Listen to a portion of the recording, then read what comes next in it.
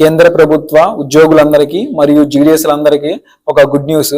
అదేంటిదంటే రీసెంట్గా అంటే పోయిన సాటర్డే ఫ్రైడే నాకు ఎగ్జాక్ట్ గుర్తులేదు, కేంద్ర కేబినెట్ మీటింగ్ అయితే జరిగింది. సో కేంద్ర కేబినెట్ మీటింగ్ ఎందుకు జరిగింది అంటే కొన్ని ఇంపార్టెంట్ నిర్ణయాలు తీసుకోవాలంటే కేంద్ర కేబినెట్ మీటింగ్ అనేది జరుపుతారు. సో కొన్నిసార్లు నార్మల్గా చేస్తారు, కొన్నిసార్లు అత్యవసరంగా చేస్తారు. సో మొన్న నార్మల్గా జరిగింది.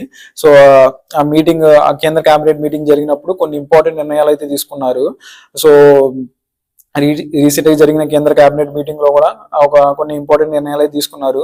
అందుట్లో ఒకటి ఏంటిదంటే మన కేంద్ర ప్రభుత్వ ఉద్యోగులు అయితే ఎవరైతే ఉన్నారో ఆ జీడీఎస్లు అయితే ఎవరైతే ఉన్నారో వాళ్ళందరికీ వర్తించింది ఈ డెసిషన్.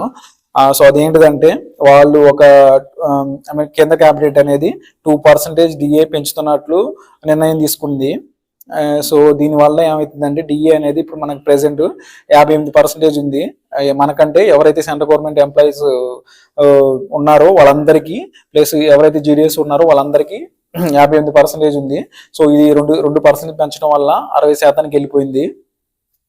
అండ్ ఈ పెంపు అనేది అందరికీ వర్తిస్తుంది. సెంట్రల్ గవర్నమెంట్ లో ఏ డిపార్ట్మెంట్ అయినా సరే, ఏ కేంద్ర ప్రభుత్వ ఉద్యోగి అయినా వర్తించింది. అదేవిధంగా జీడీఎస్ కూడా వర్తించింది.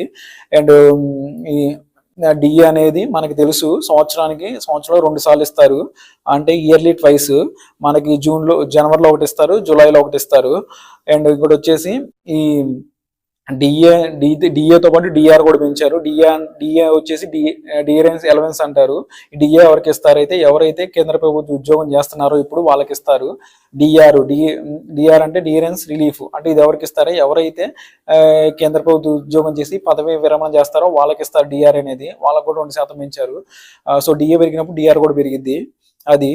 అండ్ ఇదేంటిదంటే ఇది పెంపు అనేది దేనికి లోబడి పెంచారంటే 7th CPC అంటే 7వ వేతన సంఘానికి లోబడి పెంచారు ఈ డిఏ అనేది. మనకి ఇంకా 8th CPC రాలా. సో వచ్చింది ఆల్రెడీ. వస్తే కనుక జనవరి 2026 నుంచి ఇస్తారు. సో కమిటీ అయితే నడుస్తుంది దీని మీద, 8th CPC మీద. సో ఇప్పుడే ప్రెసెంట్ అయితే డిఏ అనేది మనకి 60% అయింది. ఎవరైతే జీడీఎస్ జాబ్ చేస్తున్నారో ఎంప్లాయీస్ అందరికీ ఈ డిఏ వర్తిస్తుంది. అండ్ డిఏని వచ్చేసి తెలుగులో కరువు భత్యం అంటారు, డిఆర్ని వచ్చేసి కరువు భృతి అంటారు. ఈ రెండింటికి డిఫరెన్స్ అయితే ఉంది అది.